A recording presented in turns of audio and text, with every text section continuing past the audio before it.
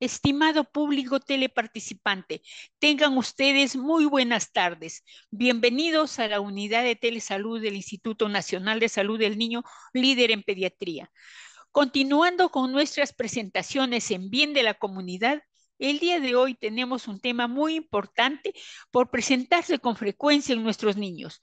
La doctora Pesi Anguamán Córdoba, médico residente de pediatría en nuestro instituto, expondrá infecciones urinarias en pediatría. Quedo con usted, la doctora Anguamán. Puede empezar, doctora. Muchas gracias, licenciada Melba. Buenas tardes con todos los asistentes. Mi nombre es Betsy Eufemia Guamán Córdoba, residente del segundo año de pediatría del Instituto Nacional de Salud del Niño. Y el día de hoy les voy a exponer este tema muy importante, que es un problema frecuente en la infancia, que es la infección urinaria en pediatría. Bien, vamos a empezar. En cuanto a la definición, ¿qué es la infección urinaria? Es un grupo heterogéneo con diversas etiologías que tienen un denominador común, que es la presencia de gérmenes en el tracto urinario, que habitualmente es estéril, es decir, que habitualmente no tienen un patógeno presente y que se encuentra asociado a una sintomatología clínica variable. ¿Esto qué quiere decir? Que puede ir desde síntomas muy leves hasta síntomas muy severos e incluso requerir de la hospitalización del paciente. Anatómicamente se ha dividido, se ha clasificado a la infección urinaria como una ITU baja o una ITU alta. Una ITU baja es aquella que afecta en cuanto a lo que es a la uretra y a la vejiga y generalmente provoca lo que son síntomas miccionales.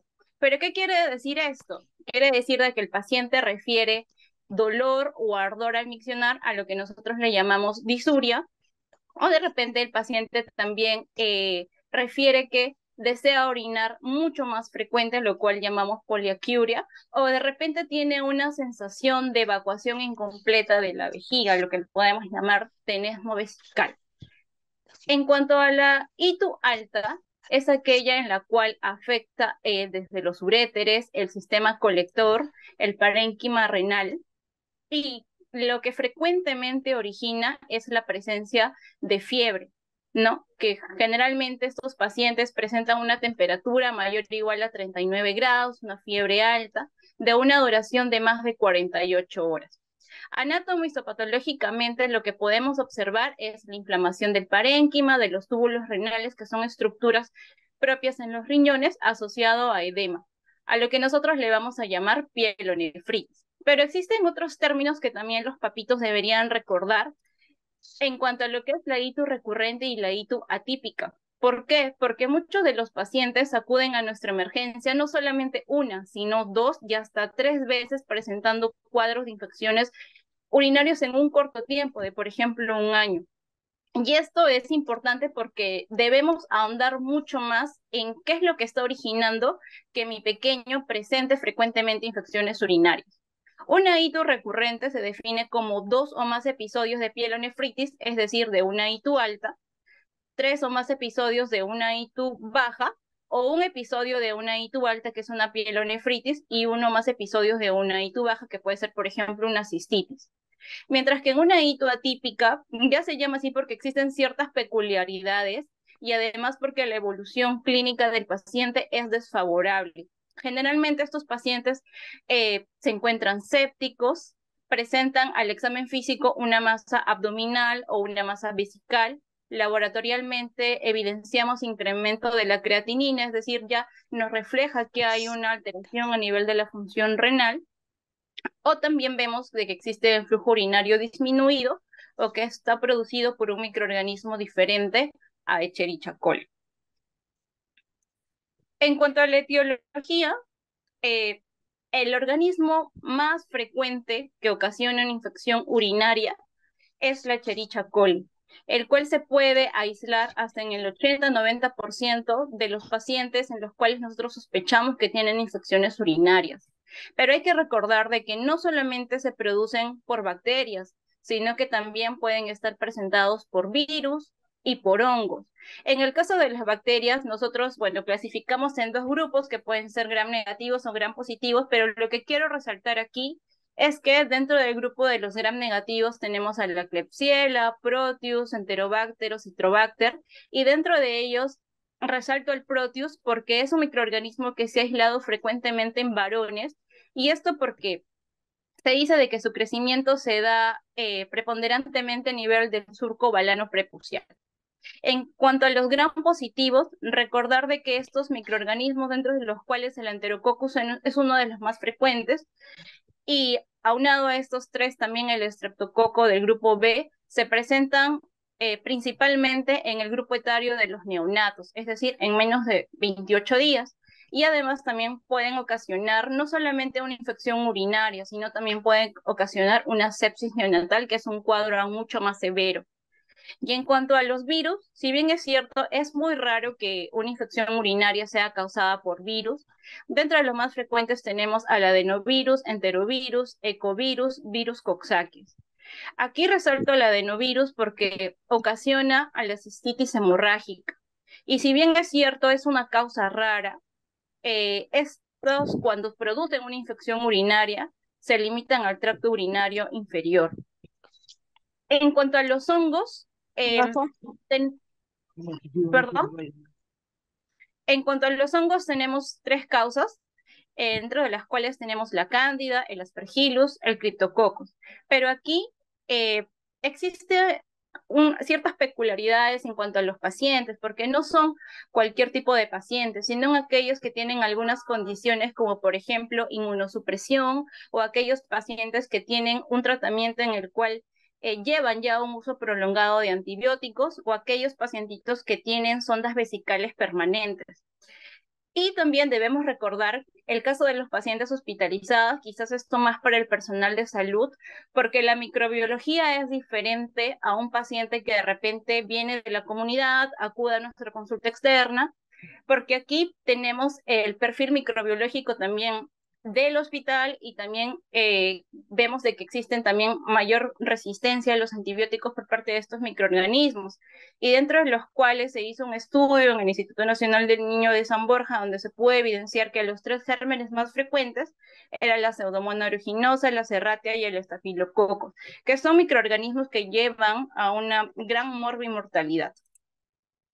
En cuanto a la fisiopatología, lo que tenemos que resaltar aquí es que existen varios factores que pueden ser propios de las bacterias, en este caso que son los gérmenes más frecuentes, propios del huésped, y esto incluye lo que es el estado inmunológico, la anatomía del paciente, porque también pueden tener algunas alteraciones anatómicas, como lo vamos a ver más adelante, o algunos factores genéticos que también se han estudiado. Es por eso que aquí también es importante la anamnesis, en la cual nosotros vamos a preguntar también en el caso de los familiares, de repente mamá tuvo infecciones urinarias recurrentes, o de repente el papá, o algunas otras malformaciones también.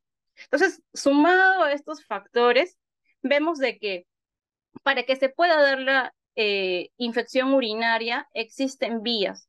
Un grupo particular son los neonatos, en los cuales a través de la sangre se va a dar con mayor frecuencia la diseminación de estos microorganismos y llegar hasta todo lo que es el sistema urinario. Pero en el caso ya de los pacientes, digamos, los lactantes o los niños que son un poquito más grandes, incluso los adolescentes y obviamente los adultos, la vía más frecuente es la vía ascendente. ¿Y cómo es esto, doctora? ¿Cómo es que se da esta colonización? Entonces, lo que tenemos es que inicialmente nosotros tenemos una microbiota a nivel del área periuretral. Ojo, solamente a nivel del área periuretral, porque después todo el tracto urinario, como les he mencionado, es estéril.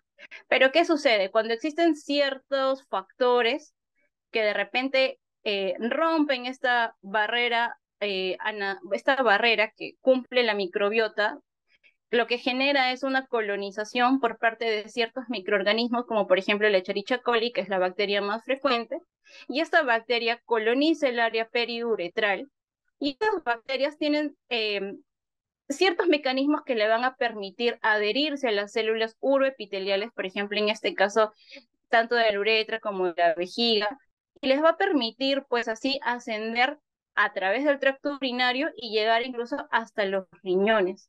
¿Y qué sucede en los riñones? A diferencia del tracto urinario inferior, la respuesta inflamatoria es mucho más intensa en los riñones. Por eso es que los niños, como les mencioné al inicio, característicamente presentan fiebre, malestar general, presentan cefalea, vómitos, una clínica mucho más sistémica porque la respuesta inflamatoria es mucho más intensa.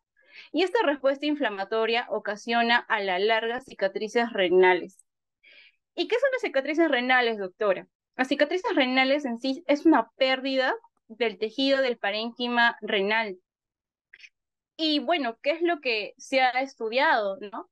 En 9 estudios en los cuales se ha abarcado hasta 1.280 pacientes en un metaanálisis, lo que se ha visto es que 5 meses posterior a un cuadro de infección urinaria, los pacientes presentan hasta el 15.5% cicatrices renales.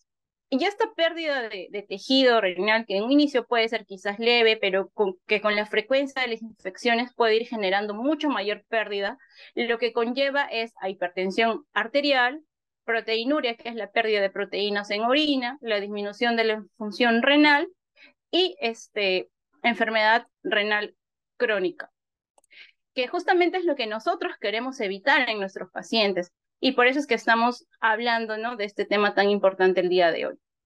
¿Qué factores de riesgo me van a generar a que se produzcan, ¿no?, con mayor frecuencia la cicatrización renal? Una hito febril recurrente. Por eso es que al inicio les mencioné, si es que el paciente tiene 2 o más episodios de pielonefritis o 3 o más episodios de una hito baja, o una ITU alta más 1 o más episodios de ITU bajas, entonces ya son, digamos, cuadros en los cuales nosotros debemos estar alerta de que nuestro paciente puede estar teniendo como secuela una cicatriz renal.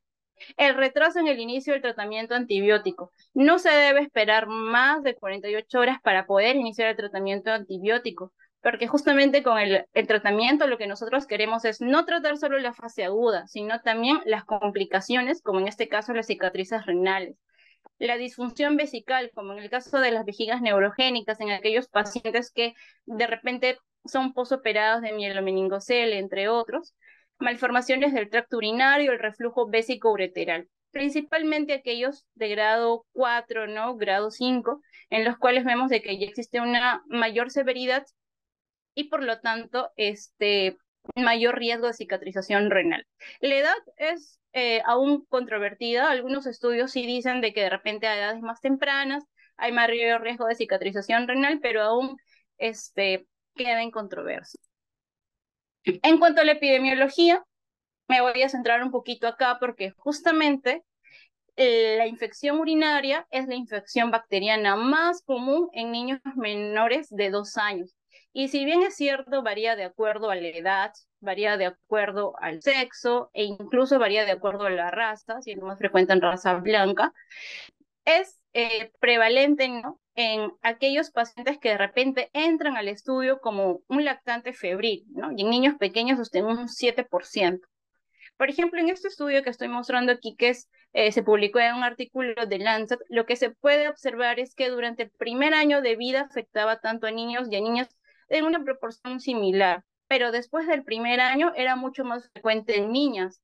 ¿Y qué es lo que nos dicen, pues, no, los estudios? Es de que las bacterias colonizan más fácilmente a los epitelios que no son queratinizados. Y en el caso de los niños menores de 1 año, se ha visto de que su epitelio a nivel del glande es no queratinizado, pero posterior a ello, conforme se va resolviendo la fimosis fisiológica, ¿no?, o de repente con el uso de corticoides tópicos, se va dando una queratinización que hace, pues, ¿no?, que estas bacterias obviamente no colonizan fácilmente y no se desarrollan las infecciones urinarias. Existen también otras bibliografías en las cuales nos hablan el punto de corte de menos de 2 años, en los cuales nos dicen que es más prevalente en varones y en particular en aquellos pacientes menores de 3 meses.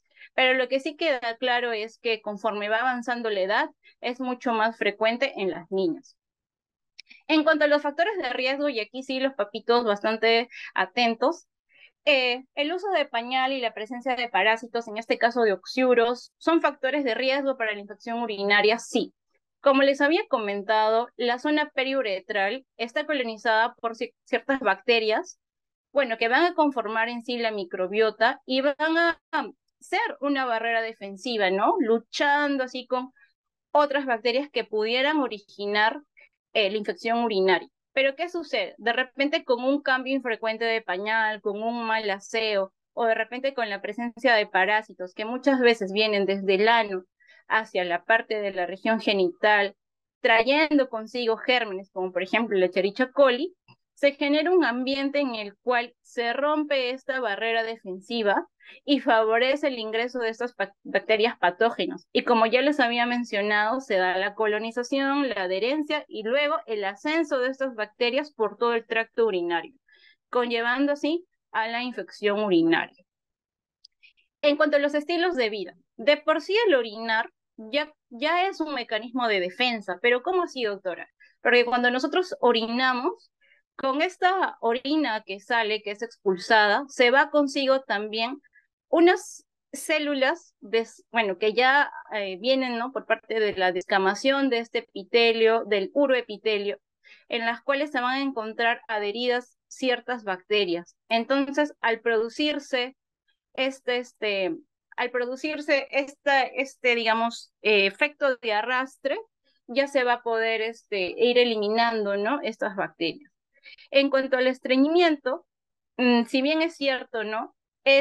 Básicamente es un factor mecánico lo que me va a conducir o llevar aquí a la infección urinaria. ¿Por qué? Porque la presencia de heces a nivel de la ampolla rectal lo que va a producir es una compresión a nivel de la vejiga y del cuello vesical y va a originar una micción disfuncional. ¿Y cómo es esto? Quiere decir de que no se va a vaciar completamente la vejiga y lo que va a originar es que haya una éstasis de orina todavía y se genera así como un ambiente, un caldo de cultivo para la proliferación de las bacterias. Y también hay que recordar, y hay que resaltar aquí también bastante, la lactancia materna. Estudios han demostrado de que la lactancia materna exclusiva reduce la probabilidad de desarrollar infecciones urinarias. Y esto se ha comparado con aquellos pacientes que han recibido sucedáneos, es decir, fórmulas, ¿no? O también aquellos que han recibido lactancia materna. Si bien es cierto, nos ejerce un efecto protector contra las infecciones urinarias, la lactancia materna de por sí, aprovecho este momento, tiene muchos efectos beneficiosos, motivos por los cuales hay que seguir incentivando a las madres a la lactancia materna exclusiva. En cuanto a la fimosis, ya les venía mencionando, es la incapacidad de la retracción del prepucio por detrás del surco balano prepucial. Entonces, si bien es cierto, tenemos una fimosis fisiológica, que es aquella que se va a ir resolviendo conforme va avanzando la edad, también existe fimosis patológicas que pueden estar dadas por aquellos traumatismos o postquirúrgicos, entre otras situaciones.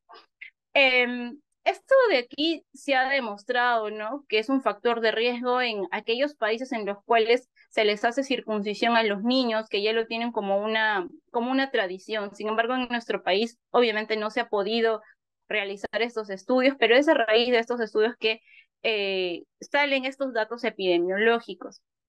Sin embargo, ¿qué es lo que se recomienda actualmente, no? Que de repente se acuda al urólogo, ¿no? Para consultar parte del tratamiento en niños mayores de 2 años en los cuales veamos que se producen infecciones urinarias con mucha recurrencia, en los cuales presentan síntomas urinarias como disuria, como de repente la presencia de alguna masa vesical, en los cuales veamos que genera una repercusión clínicamente significativa. Obviamente se debe visitar, ¿no? Al urólogo para de repente algunas recomendaciones. Y en cuanto al reflujo vésico-ureteral, como les había mencionado, bueno, de por sí, la éstasis de la orina, pues, y el evitar o que haya una evacuación incompleta, ya genera todo este ambiente para la proliferación de bacterias. En el reflujo vésico-ureteral, lo que vamos a poder observar es un volumen residual aumentado, de repente vemos aquí en la imagen, en caso de la radiografía, y una distensión vesical, lo que justamente favorece la multiplicación bacteriana. Los grados más severos, entre los grados 4 y 5, son aquellos en los cuales ya se han asociado a la generación de las cicatrices renales. Entonces, sí es importante poder determinar o de repente realizar una cistografía en aquellos pacientes en los cuales veamos de que tienen infecciones urinarias recurrentes para poder determinar si es que presentan o no reflujo, ¿no? Y obviamente estar alertas a las posibles complicaciones. En cuanto a la clínica, puede ir desde algo muy leve, ¿no? Un paciente oligosintomático, hasta presentar una clínica quizás más severa que necesite de hospitalización. En los pacientes menores de 3 meses, la clínica es muy inespecífica, pero lo que más hay que recordar aquí es la fiebre. Alerta con la fiebre. ¿No? ¿Por qué? Porque muchas veces incluso en el hospital, cuando atendemos a los pacientitos, llegan solamente con fiebre y empezamos el estudio de un lactante febril, en los cuales al no haber una clínica respiratoria, al no haber una clínica digestiva, de repente revisamos el oídito y el oídito está limpio, entonces debemos tener en consideración que podemos estar frente a un paciente con infección urinaria. ¿Qué otros síntomas podemos de repente encontrar? Que de repente el pacientito está vomitando, que está letárgico, es decir, de repente duerme mucho más de lo normal, está poco reactivo a estímulos o de repente se encuentra muy irritable.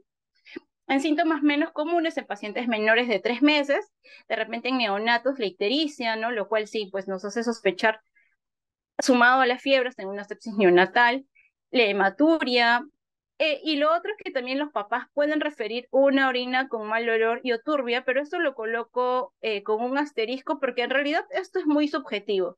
Algunas bibliografías refieren de que no debemos tomar en consideración este dato, pero de todas formas, sí es importante escuchar lo que el papá manifiesta, ¿no? En aquellos pacientes mayores de 3 meses, en aquellos en los cuales se encuentran en la fase preverbal, de todas formas, la fiebre sigue siendo lo más frecuente y algunos pacientitos en los cuales quizás ya pueden de repente ir manifestando, ¿no? O diciéndonos por ahí, señalándonos de repente la barriguita, nos hace pensar en que de repente pudieran tener un dolor abdominal o aquellos pacientes que igual, ¿no? Persisten con vómitos letárgicos, bastante irritables. Aquellos pacientes que ya hablan, ¿no? Ya nos pueden decir que de repente tienen dolor, ardor al orinar, de repente quieren ir con mayor frecuencia al baño, vemos que a cada rato están yendo, o también nos refieren de que terminan de orinar y quieren seguir orinando, ¿no? Que es una sensación de un vaciamiento incompleto de la vejiga. Y bueno, dentro de los menos comunes, pues tenemos igual, ¿no? La hematuria, el vómito, pero en este caso, si es que se presentaran fiebre, malestar, vómitos, debemos pensar que nos encontramos frente a una ITU alta, es decir, frente a una pielonefritis. Bueno, en cuanto a la fiebre, como les dije al inicio, es un síntoma bastante inespecífico, pero dentro de las características es que esta fiebre es una fiebre, bueno, generalmente alta, de más de 39 grados, de más de 48 horas en un paciente que solamente tiene fiebre. Entonces hay que pensar en una infección urinaria para obviamente solicitar los exámenes correspondientes. Si el paciente presentara poliaquiuria, disuria, entonces debemos pensar en una inflamación de vía urinaria inferior, es decir, podemos estar frente a una cistitis y como ya les mencioné, fiebre, dolor lumbar, escalofríos, síntomas sistémicos, una pielonefritis, que es una ITU alta. Bien, en cuanto al diagnóstico, una vez que ya tengo la clínica, he enfocado bien a mi paciente, sospecho de una infección urinaria, ¿qué es lo que debo de hacer? Solicitar un examen de orina. Y en este examen de orina ya entra a tallar bastante el personal de salud para poder, digamos, analizar el resultado de este examen de orina, en los cuales nos vamos a basar no solamente en el aspecto de la orina, ¿no? Que digamos vamos a tener en el informe, sino en los leucocitos, en los nitritos y esterosis leucocitaria, los cuales nos van a poder sugerir o dar la probabilidad que nos encontramos frente a una ITU. Pero el examen que de por sí nos va a confirmar, nos va a dar el agente y el perfil microbiológico es el urocultivo, el cual debería ser tomado realmente antes de iniciar el tratamiento antibiótico, porque hay que recordar de que a veces se empieza el tratamiento antibiótico de forma empírica, muchas veces no se realiza el urocultivo, los papitos lo olvidan y de pronto el niño persiste con fiebre, persiste mal, evoluciona desfavorablemente y bueno, ya se le dio el antibiótico. Realizamos un examen de orina y muchas veces sale negativo. Y tenemos que esperar hasta el urocultivo para ver o decidir qué antibiótico vamos a poder prescribir. Entonces, es bastante importante el urocultivo. Pero ¿cómo es que voy a poder recolectar la orina? Bueno, existen varios métodos, dentro de los cuales, digamos, los más ideales, en los cuales hay menos contaminación, tenemos la punción suprapúbica y el cateterismo vesical. La punción suprapúbica es un método invasivo, se realiza idealmente en un ambiente estéril, con un personal de salud bastante entrenado y con guía ecográfica tienen hasta una tasa de éxito de hasta el 90%. Pero si bien es cierto, podemos obtener una muestra bastante adecuada, lo que nosotros, lo que nosotros debemos saber también es que existen algunas complicaciones, como por ejemplo la hematuria, como por ejemplo la perforación intestinal. Entonces, tiene también sus complicaciones. Entonces, lo que de repente se opta y nosotros hacemos con mayor frecuencia en el instituto es el cateterismo vesical, en el cual nosotros introducimos una sonda por la uretra. Ojo, es por la uretra, no es por el introito vaginal, porque algunos papitos se asustan.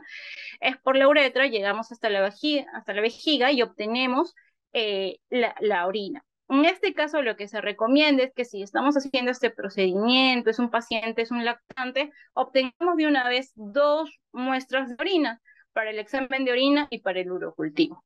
¿Sí? Y en cuanto a los pacientes que ya son continentes, es decir, los niños en los cuales ya saben pedir para ir al baño, ¿no? Ya nos pueden referir a ese deseo de micción. Entonces, aquí se recolecta, ¿no? Bajo micción espontánea, ¿no? Obviamente, previa higiene, se deja pasar el primer chorro y a partir del segundo chorro o el chorro medio es que nosotros podemos recolectar la orina. Y lo otro, bueno, tenemos aquí a la bolsa colectora. En realidad, la bolsa colectora no es idóneo para poder de repente dejar la muestra del urocultivo, pero inicialmente se prefiere porque es menos invasiva, pero tiene problemas como por ejemplo el tener falsos positivos, el tener una contaminación bastante alta, ¿no? Entonces, si bien es cierto, podemos iniciar el estudio mediante este método de recolección, pues lo importante es explicar a los papás que si no se logra recolectar la orina en un tiempo determinado, se procederá a realizar el cateterismo vesical, ¿no? Y bueno, después de recolectar la muestra de orina, lo importante es de llevarlo al laboratorio y que sea evaluado a la brevedad. Si nos encontramos de repente en el hospital, en los cuales el laboratorio está ahí a un paso, ok, perfecto. Pero si de repente nos encontramos en lugares muy alejados, en los cuales las postas o los centros de salud no tienen laboratorio y tenemos que llevar la muestra hasta un hospital o hasta un laboratorio más cercano, el tiempo a una temperatura ambiente para poder llevar esa muestra de orina es de 1 hora.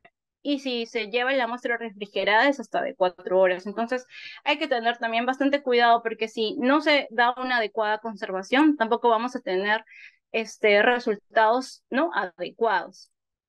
Entonces, aparte del examen de orina, aparte del urocultivo, ¿a qué pacientes debemos solicitar una ecografía renal vesical? Entonces, no a todos los pacientes que presentan infecciones urinarias de primera instancia nosotros vamos a poder pedir una ecografía. Existen ciertos criterios y es importante que los papitos también lo sepan. Porque si bien es cierto, la ecografía no es, no tiene radiación ni nada, entonces tampoco es darle indicación por darlo, ¿no?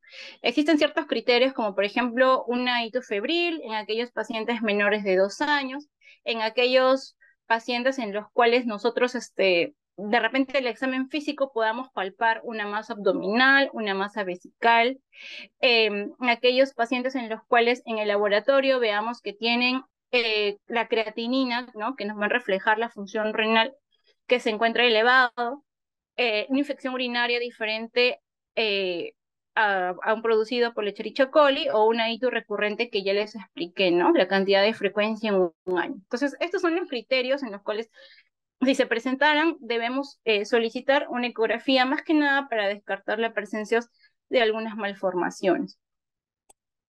En cuanto al manejo, el manejo no solamente va orientado a la etapa aguda, es decir, a tratar la infección que en ese momento mi paciente está teniendo, sino también a la prevención y al manejo de las complicaciones o del futuro daño renal. Dentro de las medidas generales y preventivas tenemos el hábito miccional. Aquellos niños que de repente empiezan el colegio, sucede frecuentemente que a veces no quieren ir al baño o de repente se encuentran en un ambiente diferente al del domicilio y no miccionan en todo el día. Entonces, lo que se genera aquí, como les mencioné, es una éstasis de la orina, generando un ambiente adecuado para la proliferación de las bacterias. Se dice que por lo menos deberían miccionar cada 3 horas para tener una adecuada, digamos, eliminación, ¿no? De estas células descamativas, ¿no? Del tracto uroepitelial. La corrección del estreñimiento, ¿no? Porque yo les había mencionado que esta compresión que ejerce la ampolla rectal hace que no se vacíe adecuadamente la vejiga, el aporte adecuado de líquidos, que obviamente es importante, ¿no? Para estar adecuadamente hidratados, pero el ingerir líquidos con mayor frecuencia hace que nosotros orinemos con mayor frecuencia, ¿no? Y por lo tanto eliminemos esas células, ¿no? Que tienen adheridas esas bacterias. El cambio frecuente de pañal y obviamente una higiene adecuada, ¿no?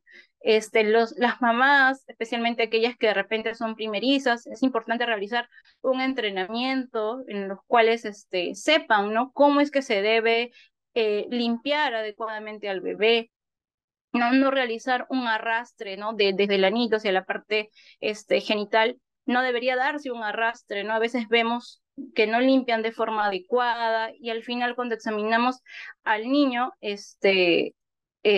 vemos de que de repente en la región genital hay restos de heces, ¿no? Entonces, obviamente es una situación en la cual va a generar, pues, ¿no? Un ambiente adecuado para que se dé la infección urinaria. Las infecciones por oxiuros, y esto porque, bueno, el oxiuro es un parásito que, como bien sabemos, y más que nada por las noches, hace un recorrido del ano hacia la parte genital, conllevando así las bacterias, como por ejemplo la Escherichia coli, y obviamente produciendo, pues, ¿no? Una alteración de la microbiota y, bueno, desarrollando la infección urinaria. Y bueno, una vez que tenemos a nuestro pequeño, de repente está con fiebrecita, lo vemos que está con malestar general, pues dar los antipiréticos y bueno, luego ya pasaríamos al tratamiento antibiótico. El tratamiento antibiótico es una prescripción médica. Ojo aquí, porque no es que voy a darle este antibiótico, la furazolidona o el Bactrim, que también le funcionó de repente a mi sobrinito, que le funcionó al hijo de mi amiga. No, porque cada niño tiene factores de riesgo diferentes, cada niño quizás por ahí alguno tiene alguna malformación, entonces cada quien tiene una condición diferente que hace que no todos respondan igual a los antibióticos. Y además porque también muchas veces se da a una dosis inadecuada, por un tiempo inadecuado, generando así lo que es una resistencia bacteriana. Entonces, en una ITU baja, lo que se recomienda es que los estudios han demostrado de que no existe mayor beneficio darlo por un tiempo mayor, es decir, por 10 días o por 7 días, a darlo por un tiempo de entre 3 a 5 días, en promedio 4 días. Es por eso que se prefiere un ciclo corto de tratamiento, por ejemplo, para una cistitis, por 4 días, y los estudios han demostrado que el paciente responde bastante bien.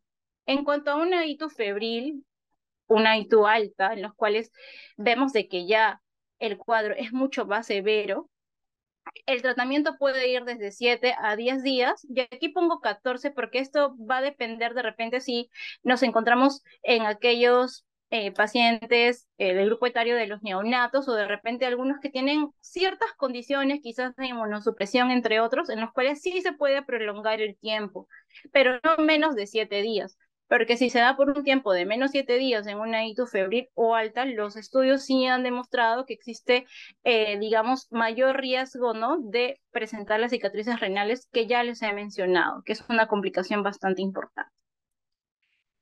¿Todo paciente que llega a mi emergencia al hospital lo voy a hospitalizar? No. Existen ciertos criterios. Edad menor de 2 meses, y esto porque los pacientes más pequeñitos tienen el riesgo de desarrollar una sepsis. El estado clínico de mi paciente, si veo que está poco reactivo, si veo que está con fiebre, si veo que no quiere comer, si lo veo todo el tiempo durmiendo, entonces clínicamente me luce mal, me luce séptico, lo hospitalizo. Pacientes con inmunodeficiencia, pacientes con vómitos que no toleran la vía oral, los hospitalizo. ¿Por qué? Porque en casa obviamente no voy a asegurar que tolere el jarabito, ¿no? Si todo el tiempo me está vomitando, entonces obviamente no me va a tolerar el jarabe, y por lo tanto no voy a asegurar un adecuado tratamiento. La deshidratación, malformaciones del sistema urinario. Si de repente viene con un laboratorio en lo cual vemos que ya tiene una creatinina elevada o alteraciones electrolíticas, es un criterio también. La falta de adherencia al tratamiento, de repente los revaluamos a las 48, a las 72 horas, y vemos de que el paciente persiste mal, y esto es porque le preguntamos al papito cómo le ha dado y quizás no le ha dado, se olvidó una toma, no hizo bien la dilución de los antibióticos. Entonces, digamos, una falta de adherencia o un tratamiento inadecuado, entonces obviamente no me garantiza el éxito del tratamiento. Cuidados deficientes o dificultad para el seguimiento. Quizás aquí esto en regiones más alejadas, en los cuales no se puede citar al paciente constantemente por consulta externa para ver cómo responde. Entonces, aquí prefiero de repente hospitalizar al pacientito para poder brindar un tratamiento adecuado, ya sea por vía oral o por vía endovenosa, dependiendo de la condición, y supervisar que se esté dando adecuadamente. Y lo otro, pues la falta de respuesta al tratamiento antibiótico ambulatorio. Muchas veces enviamos a los pacientitos a casa, sí, hasta que salga el resultado del urocultivo. Empezamos con un tratamiento de primera línea, quizás una cefalosporina de primera generación como una cefalexina, pero vemos que a las 48, 72 horas el paciente ha empeorado, sigue con fiebre, lo vemos poco reactivo, más letárgico, está vomitando. Entonces definitivamente esa bacteria es resistente a ese antibiótico, y si no tenemos el urocultivo, pues quizás es mejor hospitalizar para asegurar un tratamiento bien endovenoso, ¿no? ¿Y cómo sé que mi pequeño está respondiendo al tratamiento? Bueno, uno es la evolución clínica, y esto va desde ver el aspecto general del paciente, ¿no? Si de repente ya está más reactivo, si de repente el paciente ya tiene más apetito, si luce mejor, de repente ya quiere jugar, hacer sus actividades. Lo otro es la resolución de la fiebre, 48 horas, iniciado el antibiótico a la dosis y a la frecuencia adecuada que ha sido indicada. En este caso, pues nosotros vemos, ¿no?, que la evolución está siendo favorable.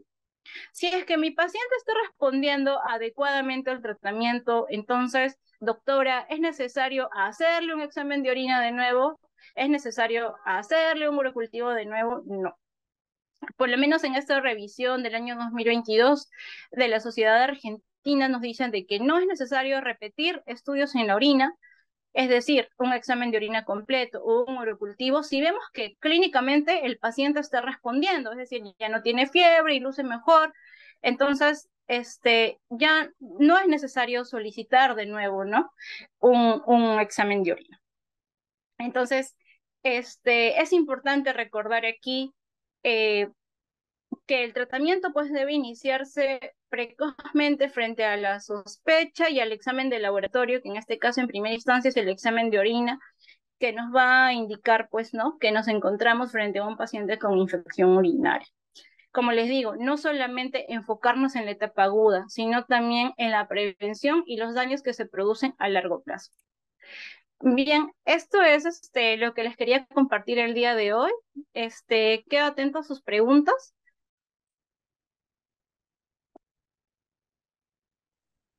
Muy bien, doctora, le voy a transmitir las preguntas que nos han hecho llegar por el chat.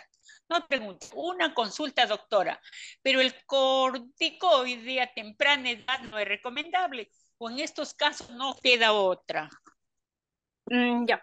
En este caso, para el tema de la fimosis, nos referimos a un corticoide tópico, es decir, a un corticoide en crema, ¿no? En este caso es la betametasona, los cuales generalmente, según la bibliografía, refieren que puede ser usado a partir de los niños mayores de 2 años, en los cuales veamos, ¿no?, de que esta fimosis genera un impacto clínico. Entonces, al ser tópico, en verdad, no genera mayor riesgo porque justamente se ha estudiado ya el beneficio y es de primera línea, incluso antes que realizar la circuncisión o el procedimiento quirúrgico, ¿no?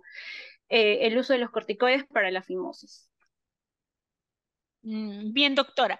O puede ser también después de haberle hecho los ejercicios prepuciales, o sea, ese ejercicio de bajar el prepucio, ponerle la crema y volverlo a subir. También en ese caso, ¿no?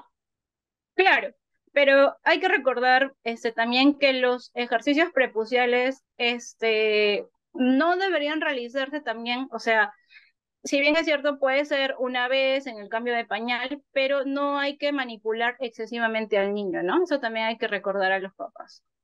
Bien, doctora. Buenas tardes, doctora. ¿Después de cuánto tiempo de finalizado el tratamiento antibiótico se puede realizar un urocultivo? Como lo mencioné, en una situación donde tenemos una respuesta clínica favorable, la resolución de la fiebre, no se recomienda realizar un urocultivo. Pero de repente, si es que nos encontramos en un entorno hospitalario, vemos de que de repente el paciente evoluciona desfavorablemente, después de un tiempo que nosotros siempre ponemos a prueba el antibiótico, ¿no? Que por lo menos son 48 a 72 horas, y vemos de que el paciente no responde, sí podríamos solicitar nuevamente el examen de orina y el urocultivo, solamente en ese entorno, ojo, pero si es que la evolución es favorable, ¿no? Entonces, las nuevas guías no recomiendan solicitar nuevamente un urocultivo. Ya. Nos preguntan, para complementar esto, ¿la tira reactiva es confiable? Bueno, la tira reactiva forma parte del análisis del examen de orina.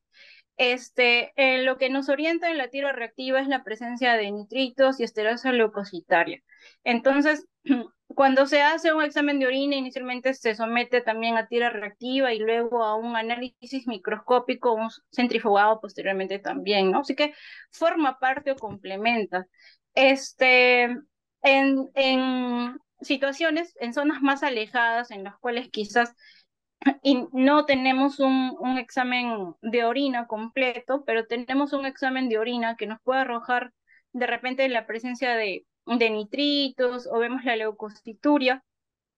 Sí, son parámetros que de repente aunados los tres, nitritos, esterosa leucocitaria y leucocituria, si es que no salen positivos, sí nos da una alta probabilidad de hito, ¿no? En cambio, si de repente los tres son negativos, la probabilidad es muy baja. Si tenemos de repente uno positivo y otro negativo, entonces quizás por ahí hay la sospecha y sumada a la clínica, pues sí podemos en primera instancia, ¿no?, tener una alta probabilidad del examen de orina. Bien, doctora. Doctora, ¿hasta qué edad es recomendable que un bebé use pañales desechables? ¿El uso de pañitos húmedos para la limpieza del bebé es recomendable? Bueno, en realidad, lo de la edad es bastante relativo, va a depender en realidad de cada paciente, pero más que quizás la edad o incluso la marca o el tipo de pañal, porque también he visto esas preguntas, lo importante es la frecuencia con la que se hace el cambio de pañal. No es tanto de repente la edad, porque existen incluso algunos niños que no son continentes, en los cuales ya hasta de por vida, porque tienen algunas otras patologías, van a utilizar pañal. Pero, ¿por qué es que algunos sí y algunos no desarrollan una infección urinaria? Más que nada es por la higiene y por el cambio de pañal, ¿no? Por la frecuencia en la que se debería dar el cambio de pañal. Y en cuanto a los pañitos desechables, bueno, más que nada los pañitos húmedos, en realidad lo que puede generar más que nada es una maceración también, porque lo que pasa es que idealmente después de limpiar con un pañito húmedo deberíamos secar también la zona, ¿no? La zona genital. Pero a veces las mamitas no lo hacen, ¿no? Y con el pañito húmedo, lo que se hace mal es limpiar muchas veces de atrás hacia adelante, generando así un efecto de arrastre de todos estos microorganismos. Entonces, si es que de repente estamos en casa y tenemos opción mejor de lavar a nuestro pequeñito con agua, ¿no? Y un jaboncito neutro, entonces lo podemos hacer, ¿no? Digamos, en reemplazo de los pañitos húmedos. Hay que tener bastante cuidado más que nada porque algunos tienen alcohol, pueden irritar esa zona, pueden originar un eritema y después esto llevarse a candidiasis, que es otro tema en sí, pero no es que sea netamente un factor de riesgo, es más que nada de pronto la contaminación o el arrastre que podemos dar con una mala técnica de limpiado, ¿no? Bien, doctora. Nos piden, hable un poco más de la ITU atípica. Gracias. Ya. Sí, la hitotípica, como lo comenté, es una infección urinaria que generalmente tiene una evolución desfavorable. Aquí los pacientes, la etiología, ¿no? Por la que se da la hitoatípica es un germen diferente al Escherichia coli, que como lo habíamos visto se presenta entre el 80 al 90% de los casos con infecciones urinarias.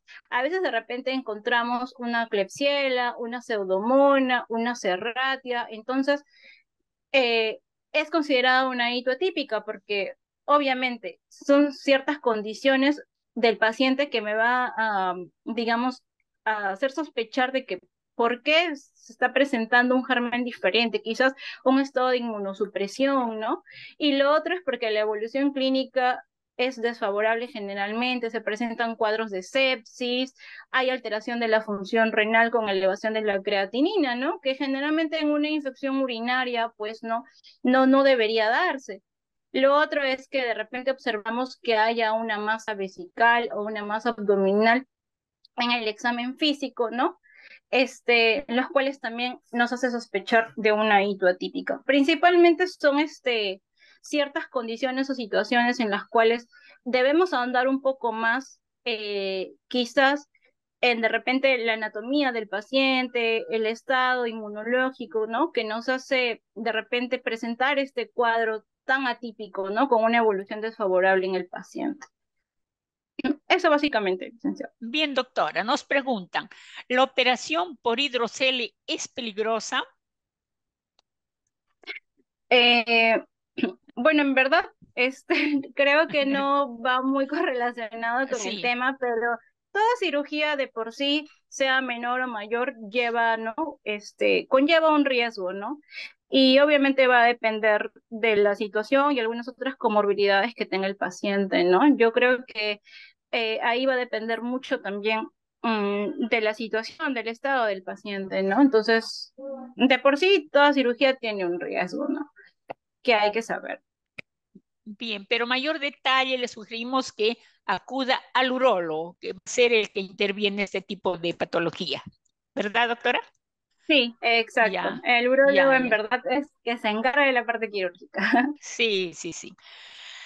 Gracias, doctora. Muy interesante fue la capacitación. Mi pregunta, ¿la espina bífida se cura o es para toda la vida?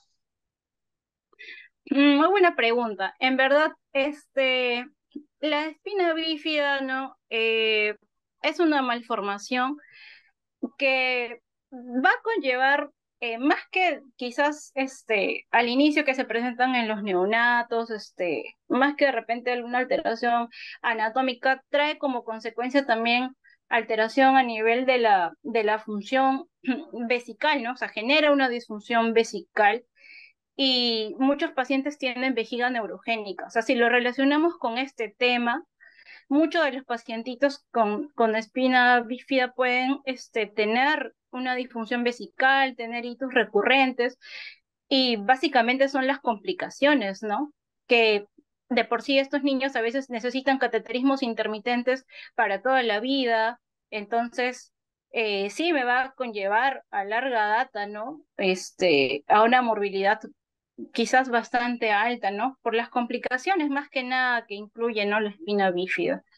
Entonces, no es que se cura totalmente, sí, de acuerdo a la clasificación se pueden dar procesos quirúrgicos, pero como bien sabemos, las secuelas son las que principalmente van a originar, pues, ¿no? La morbilidad a largo plazo. Ya eso hay que tener en cuenta, ¿no? Bien, doctora. ¿La alimentación influye en la presentación de infecciones urinarias? Ya, aquí quería, sí, gracias por la pregunta. Existen algunos estudios en los cuales, por ejemplo, nos hablan de jugo de arándanos, ¿no? No sé si también ustedes han escuchado. Son estudios que se han hecho en población adulta, pero, por ejemplo, si le doy a mi niño, ya me va a servir para prevenir.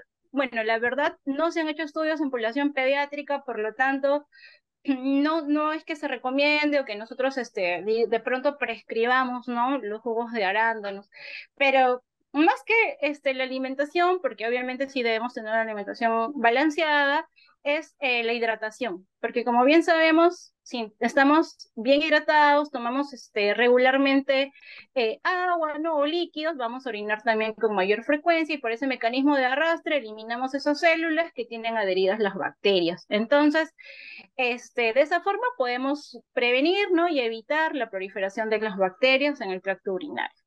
Y lo otro también con los probióticos, si por ahí han escuchado, no tampoco tienen estudios que avalen el uso de los probióticos. Bien, doctora, ya no tenemos más preguntas. Le voy a leer una de las intervenciones. Muchas gracias, doctora Betsy, por su información brindada. Sentí muy completa la capacitación. Siendo estudiante aún, el tema lo sentí muy reforzado. Gracias, doctora, por la información. Entonces, doctora, así Muchas terminamos nuestra gracias. teleinformación y educación a la comunidad el día de hoy. Gracias, doctora, de parte de la unidad de telesalud.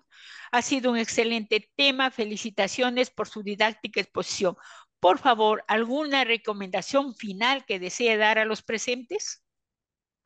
Bien, muchas gracias, licenciada Melba, gracias también a los participantes. Bueno, más que nada recordarle a los papitos que si nos encontramos o tenemos a nuestro pequeño menor de 3 meses, de repente solamente la fiebrecita, es una fiebre alta, dura más de 48 horas, no hay un foco aparente, llevarlo inmediatamente al médico para poder nosotros realizar un adecuado examen físico, solicitar los exámenes de laboratorio permanentes y quizás no poder diagnosticar que nos encontramos frente a a un cuadro de una infección urinaria y no y evitar las secuelas a nivel de los riñoncitos. Lo otro es que también, por favor, papitos, no dar antibióticos sin prescripción médica. Eso es algo que ocurre muy frecuentemente en la emergencia, nos pasa cada rato y llegan a veces los pacientitos mal, sin una evolución favorable, y justamente porque, bueno, ya se les está dando antibióticos y obviamente generamos, ¿no? Una mayor resistencia bacteriana, que es lo que justamente se quiere evitar y todos estamos luchando para evitar eso. Eso es más que nada, muchas gracias con todos, buenas tardes. Gracias nuevamente a usted. Gracias también a quienes se conectaron con nosotros. Hoy les recordamos que este interesante tema queda colgado en la página web y canal de YouTube de Telesalud del Instituto Nacional de Salud del Niño, donde pueden revisarlo libremente. Muy buenas tardes a todos.